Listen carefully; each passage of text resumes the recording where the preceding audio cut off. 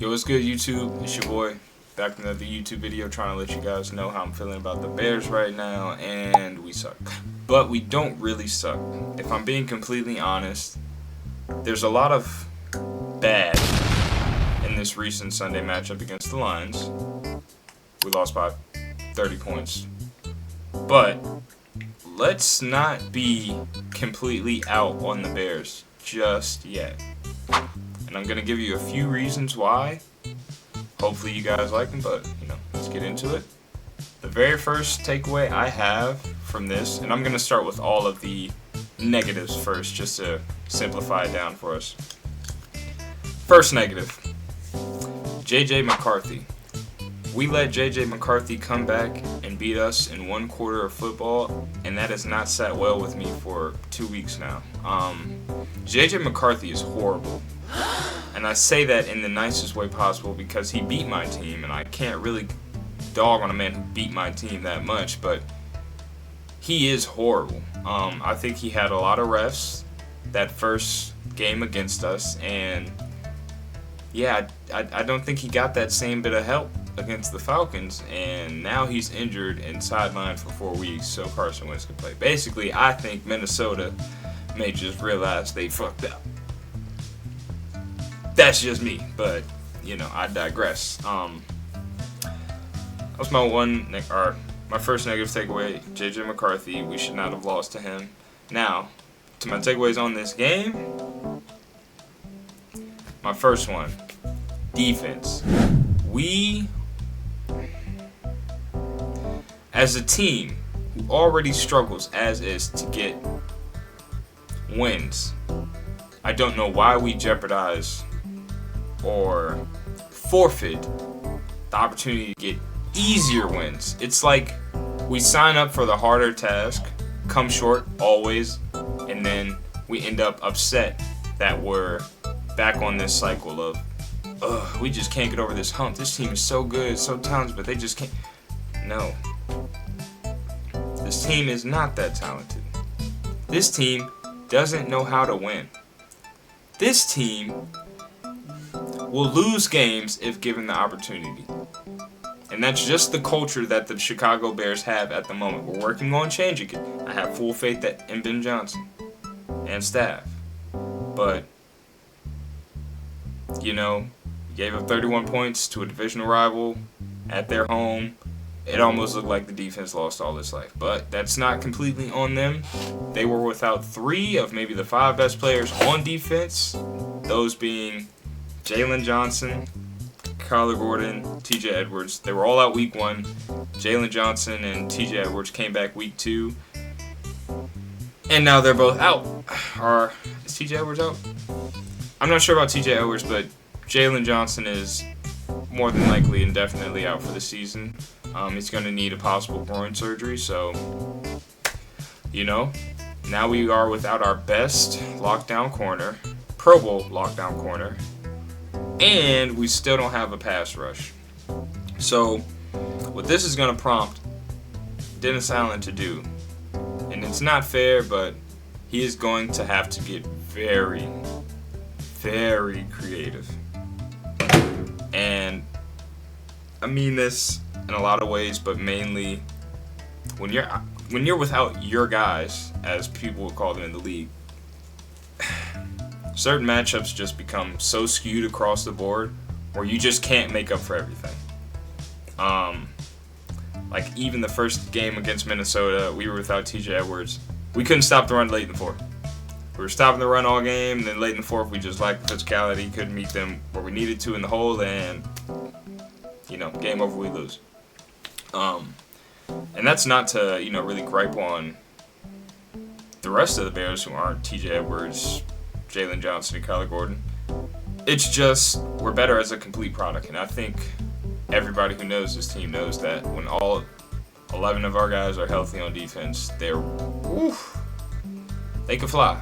They can fly. We have a very, very talented secondary, so I'm not too worried about that. But like I said, when you don't have a pass rush and you don't have your lockdown corner, shit is going to get sticky. So it's okay.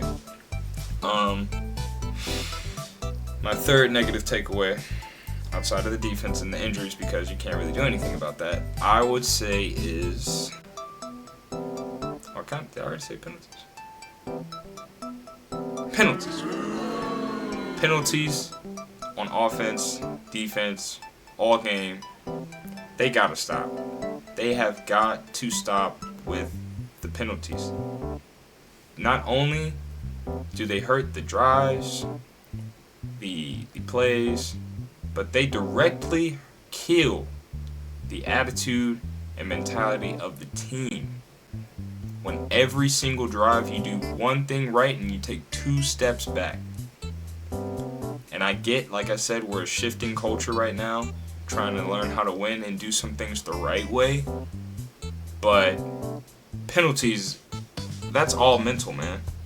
That's all up here. That's 11 guys coming to the ball with the same goal in mind, sharp on it, and nobody messing up. I feel like every Sunday I'm just getting prepared for 12 plus penalties, 100 and something yards, because like it's apparent. We know the NFL doesn't like us.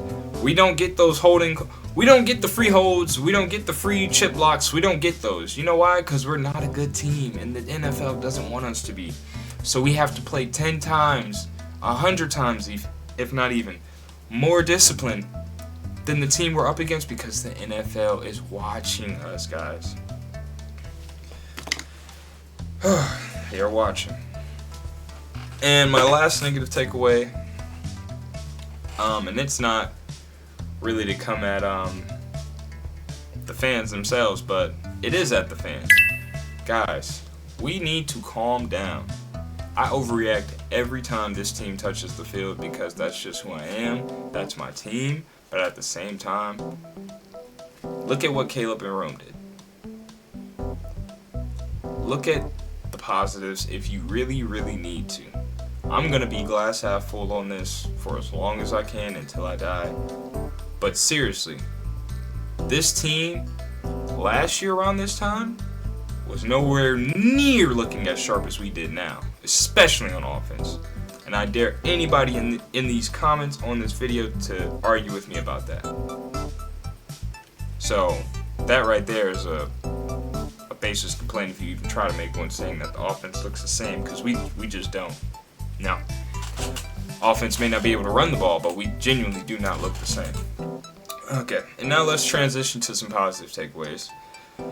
Okay, first positive takeaway, it's only week 2. There's 15 more games. We have a lot more chances to win. We can bounce back very easily from this.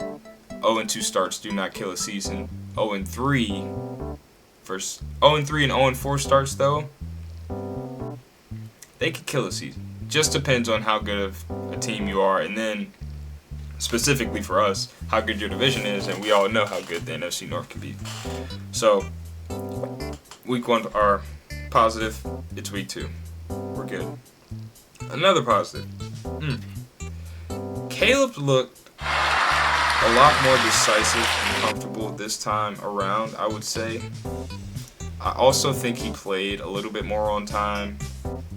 But the big star of the game for the Bears, if you can even have one, without a shadow of a doubt, is Rome Odunze. Rome Odunze is now the wide receiver 1 of the Chicago Bears. Point blank simple, he has won the job. He is most consistent through 2 weeks. His effort is on every play. And I genuinely think Ben Johnson knows that we have one. So, Rome Odunze, congratulations. You are now big dog in the room. I hope the best for you. But, you know, with that comes, well, what do we do with DJ? And that is a topic/story I do not want to get into right now. I love DJ Moore. I wish he stayed a Chicago Bear for life. But the business side of this game is just that. It's business. So, Rome, you are now the wide receiver 1. Second positive. Or was that my second positive? Third positive. I'm not sure which positive. I apologize. Oh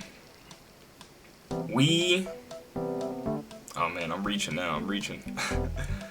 We as a whole, as a team, I think we are like-minded in the sense of like the urgency needed to win. I just think that we all need to get on the same page about how to do it. We all know when the time is, though, that we should be stepping on the gas to crush these lower teams, but we just can't get in that rhythm for some reason. And that's just something that we'll have to learn to do over the course of the season. Another positive. Another positive I can say is that we